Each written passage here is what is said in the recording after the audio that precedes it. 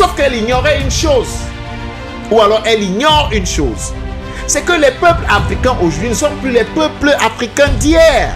Oui.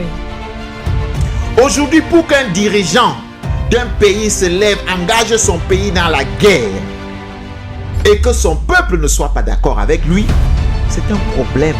Madame Bégoudé, aujourd'hui, la solidarité des peuples est en train de parler en faveur de l'Afrique. C'est ce qui se passe.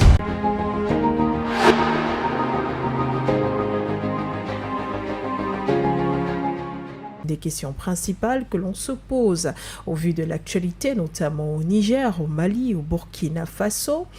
Pourquoi les États africains peinent-ils à se soutenir les uns les autres?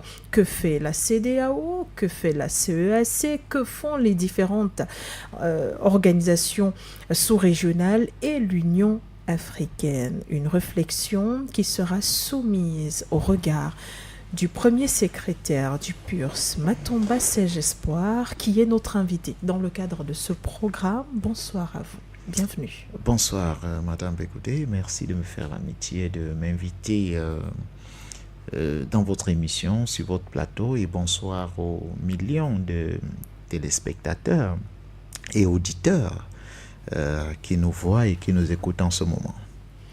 Merci à vous qui nous regardez justement à travers nos pages Facebook et YouTube, For You Media Africa. Nous recevez à travers la 96.3 FM, For You Radio pour ceux qui sont au Cameroun, à travers l'application For You Media Africa. Bienvenue à tous, Regard Panafricain commence tout.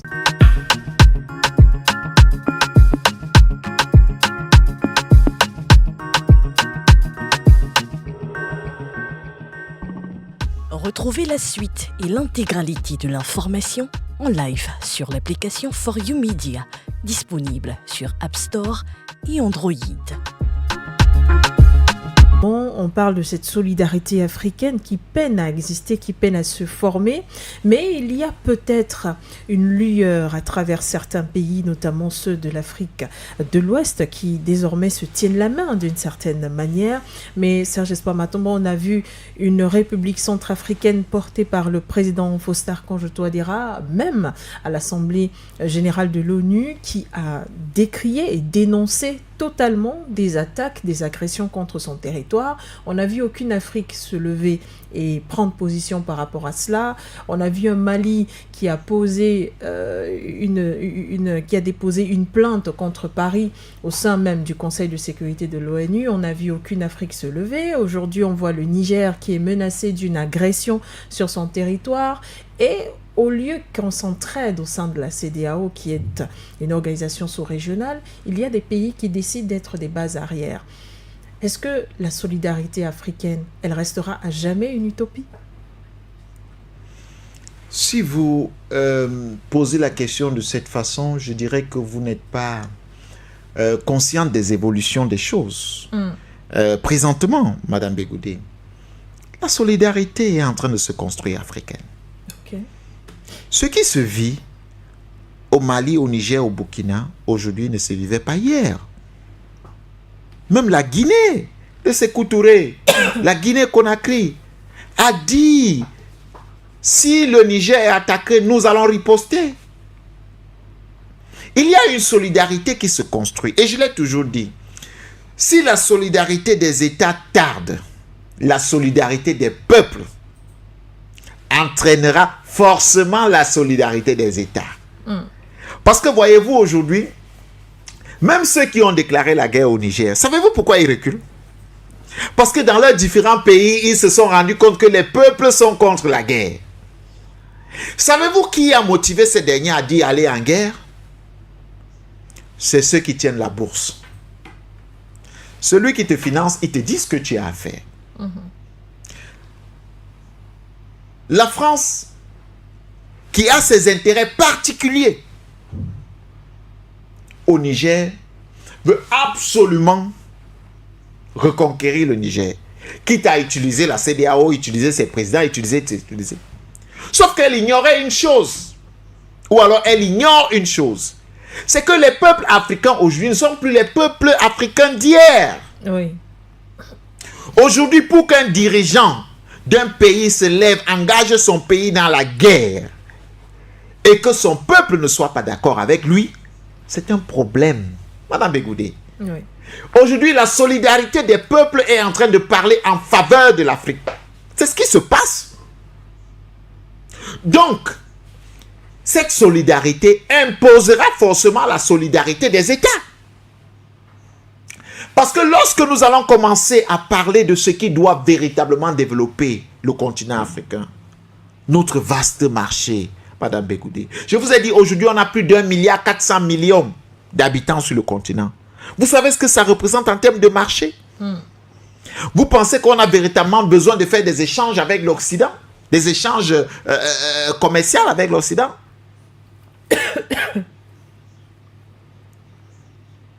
Vous pensez qu'on a véritablement besoin de faire des échanges commerciaux avec l'Occident?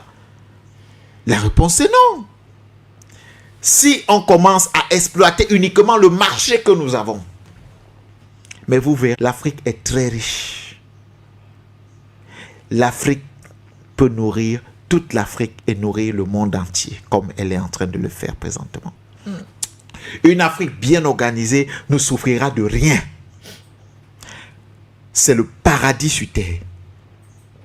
Il faut avoir la chance de parcourir les pays africains, Oui.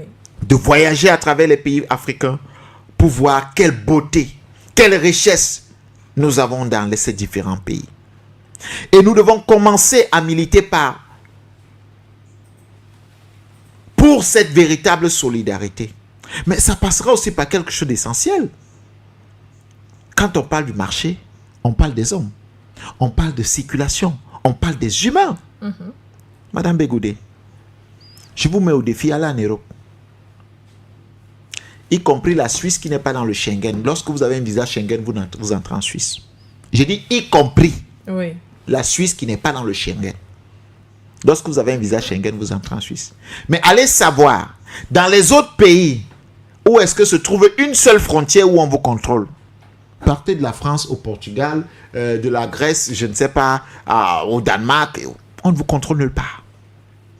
Le marché, Madame Begoudé, ils l'ont compris. Ils ont permis la circulation des biens et des personnes. Qu'est-ce que nous faisons en Afrique? Ce sont les mêmes qui nous disent et qui nous empêchent d'avoir la libre circulation. Parce qu'en réalité, aujourd'hui, c'est écœurant. C'est amer. C'est odieux de voir qu'un Africain, pour entrer dans un pays africain, a besoin d'un visa. Je dis bien, c'est odieux. Vous n'imaginez pas ce qu'on perd croyant gagner. Parce que lorsque vous pensez que 110 000, 100 000 et je ne sais pas trop combien, 50 000 pour les frais de visa, c'est gagné. Mon Dieu. Vous savez combien de personnes vous limitez qui pourraient venir dans votre pays? Chaque sou qu'ils dépensent dans votre pays, c'est de l'argent qui tourne dans l'économie. Effectivement. Vous croyez que vous gagnez en instaurant les visas? Madame Begoudé, nous devons lutter pour que l'Afrique, les Africains puissent circuler partout en Afrique sans avoir besoin d'un visa. Uniquement avec leur pièce d'identité. Oui. Que cela soit faisable. Nous devons commencer par là. Nous devons lever, n'est-ce pas, tous ces boucliers qui bloquent les Africains d'être eux-mêmes et de se sentir eux-mêmes chez eux. Parce que c'est terrible. Quand on parle de solidarité, j'ai parlé, parce qu'aujourd'hui nous sommes dans un combat. Pour notre souveraineté, si ça dérange certaines personnes, tant pis pour eux. Mais alors, après la souveraineté, qu'est-ce qu'il faut faire? Il faut bien entretenir le pays. Et comment on entretient le pays? Il faut tenir compte de notre environnement. Il faut tenir compte de notre marché. Il faut donc tenir compte des hommes et des femmes. Il faut savoir que vous pouvez être spécialiste, un médecin spécialisé en neuro, je ne sais quoi. Vous avez été formé au Niger, vous vous retrouvez au Cameroun en train de travailler tout simplement parce que vous avez votre carte d'identité et vous êtes africain, vous travaillez au Cameroun. Vous êtes formé, vous êtes ingénieur, je ne sais pas, agronome, et je ne sais pas trop quoi. Vous vous retrouvez au Soudan en train de travailler tout simplement avec votre carte d'identité et puis un titre de séjour. Mais vous n'avez pas besoin de visa. Vous pouvez écouler vos produits partout. Si je vous prends un exemple, savez-vous que le Cameroun, pour citer l'exemple du Cameroun, exporte plus de produits au Nigeria que partout ailleurs dans le monde? Quand vous allez regarder la balance commerciale camerounaise, vous allez voir la balance d'exportation. Vous voyez que le Nigeria reçoit plus de produits du Cameroun que l'Europe, que l'Occident. Madame Begou, on est prêt à acheter des conteneurs et des conteneurs, des matériaux pourris, des aliments pourris qui viennent de l'autre côté et qui doivent faire je ne sais combien de jours pour atterrir sur nos différents territoires, qui deviennent à la longue des poisons pour notre santé. Et qui sont des produits qui ne sont pas bio, qui sont des produits, des dérivés des engrais. Et pourtant, nous avons tout ce qui est naturel encore. Oui. Nous avons tout ce qui est naturel, y compris la beauté. D'accord, monsieur Matomba. Eh bien, on a bientôt terminé. Sur cette question de solidarité, on en saura en parler. En principe, on s'attend à ce que cette charte soit comme un pavé dans la mare, ou alors comme, je dirais, un hameçon, simplement, qui attire d'autres pays, mais avec les réalités actuelles en Afrique. Est-ce que vous avez l'impression que cela sera un pas vers la réelle solidarité au vu des activités des différents pays qu'on a pu citer, comme la Côte d'Ivoire, le Bénin ou encore le Nigeria, qui peinent à soutenir le Niger, mais deviennent plutôt des bourreaux ou alors se rangent du côté des bourreaux? C'est un très grand pas, Madame Begoudé. Il faut savoir que on nous a miroité, on a sous-traité notre sécurité et on nous a fait croire que seulement avec leur aide que nous pouvons être en sécurité. Vous avez une force qui avait été créée qui s'appelait le G5 Sahel. Effectivement. Dans le G5 Sahel, vous avez la France, qui est un membre actif. Donc c'était le G6 alors? Non, le G5 Sahel. Vous avez la France. Et vous avez aujourd'hui cette charte qui vient. Ces trois pays disent désormais, nous allons combattre notre terrorisme. Nos terroristes. Puisque ces terroristes agissent sur notre terrain. Nous allons donc les combattre sans l'aide de quelqu'un. Sans avoir besoin de votre soutien. Sans avoir besoin de votre logistique. Sans avoir besoin de votre financement. Nous allons les combattre. Parce que ce sont nos terrains et nous allons les traquer. C'est en ça qu'il faut saluer d'abord cet acte posé par ces trois pays. Parce qu'en réalité, lorsque vous allez voir l'arrivée d'Assimi Goïta au pouvoir émanait de quoi? D'un problème de sécurité. Ils estimaient qu'ils n'avaient pas assez de moyens pour combattre les terroristes. C'est un militaire. L'arrivée de Traoré au pouvoir, émane de quoi? Problème de sécurité. Les arguments avancés, c'est que lui, en tant que militaire, il n'avait pas les moyens pour combattre.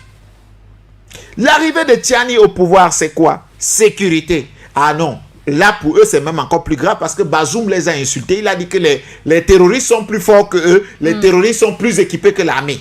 Oui. Mais il y a ce problème d'abord qui les a amenés au pouvoir. Donc ils ne peuvent pas avoir une autre priorité pour arriver au pouvoir, n'était pas une raison valable.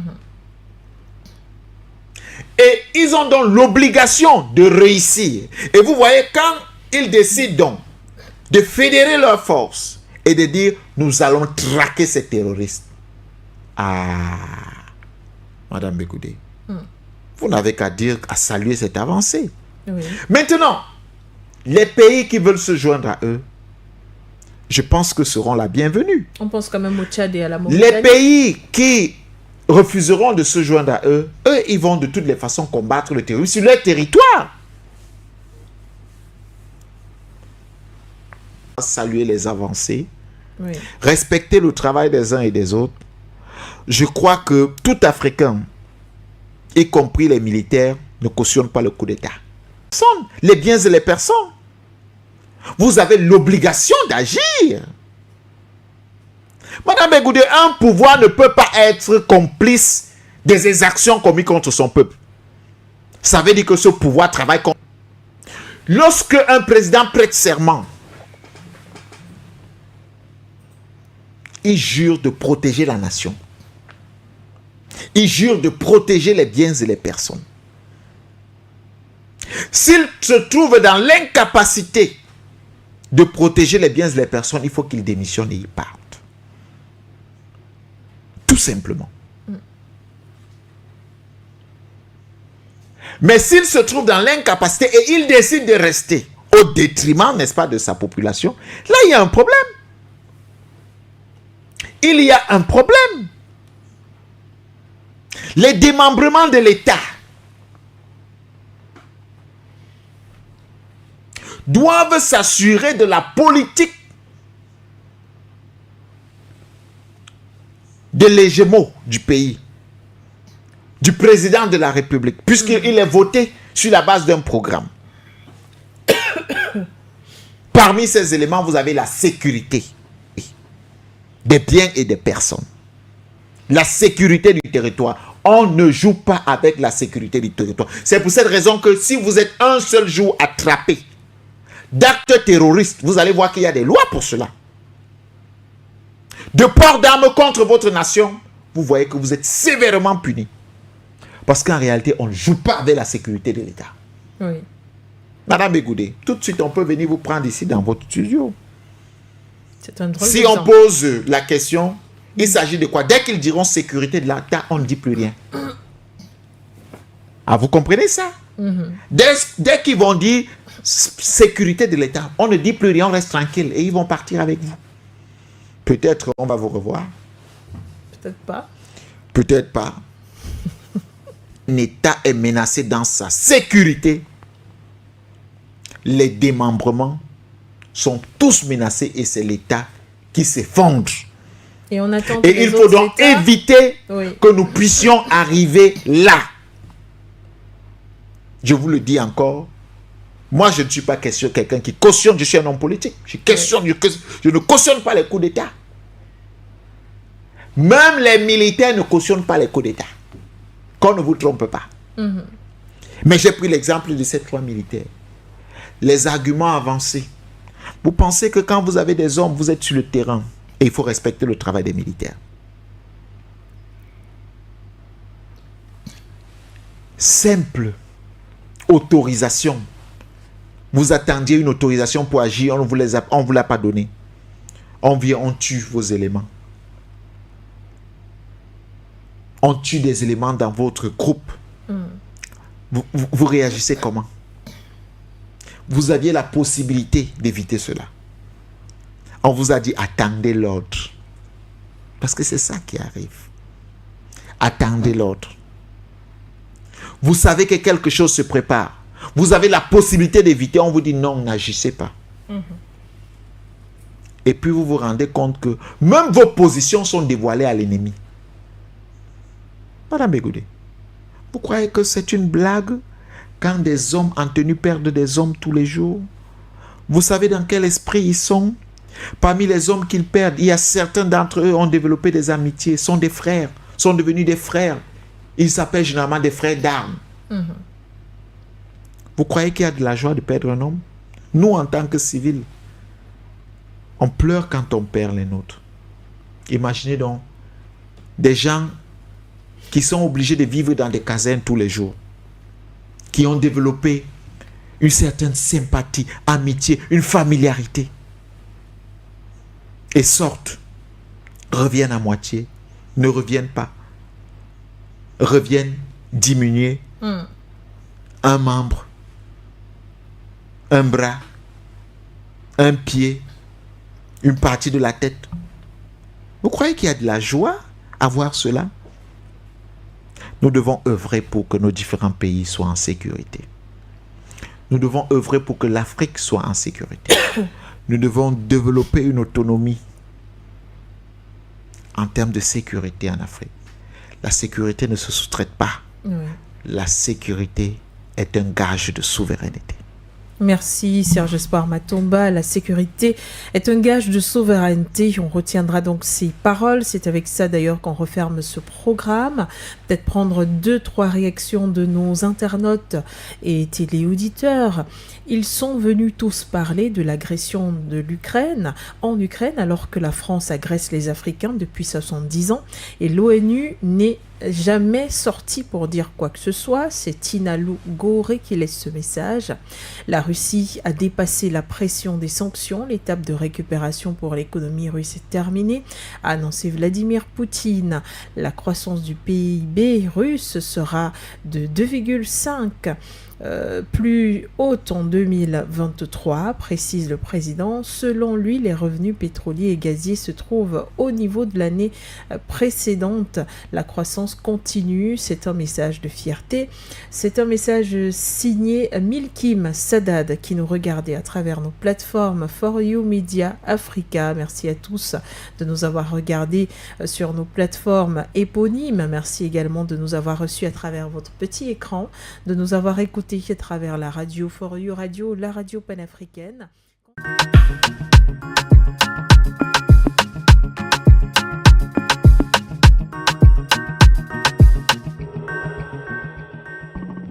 Retrouvez la suite et l'intégralité de l'information en live sur l'application For You Media, disponible sur App Store et Android. N'oubliez surtout pas de vous abonner et d'activer la cloche de notification pour ne rater aucune de nos prochaines vidéos.